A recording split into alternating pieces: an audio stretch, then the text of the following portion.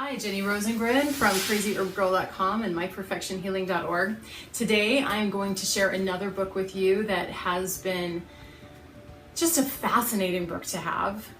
When I very first started my herbal training, I wanted to go out and find all of the plants. I wanted to be able to identify them and see what they were and what they really looked like and if I could tell the difference. And so I went with a friend of mine to the extension office one day with a bunch of plants that we were curious what they were, and he had this book. And so I knew that it was something that I had to own.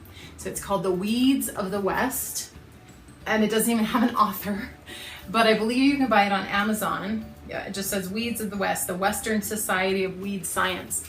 Now, not all of these plants obviously are going to be medicinal, but they are the weeds, and so you'll be able to see and be able to identify. And what's beautiful about this book is that they have such great real pictures, and so they will have the pictures generally, let me see if I can get one here, as a young plant, as a budding plant, and as a this is a good one.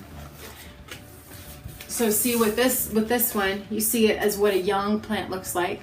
You see a close-up of the flower, and then you also get to see the full image of what the entire plant looks like, so it's easier to identify.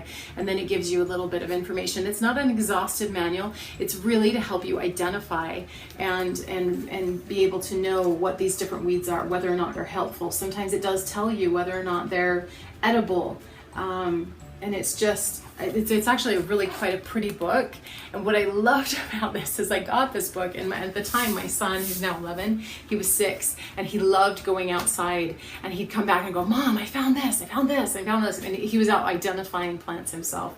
And so it really does help you to get in touch with nature and be able to feel comfortable and confident identifying the plants around you.